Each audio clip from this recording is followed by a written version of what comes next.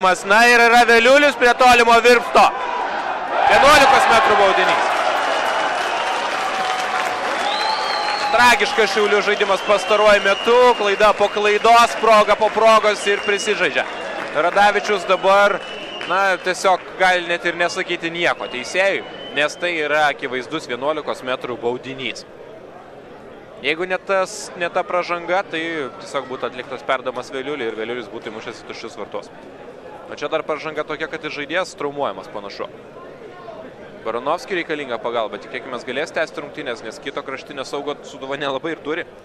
Tada jau tektų į kraštą mesti ką? Kovačevičių, ir kad jis žaistų kaip krašto saugas.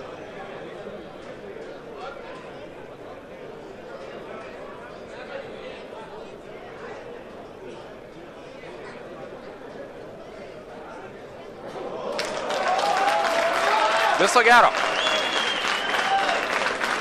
Viso gero.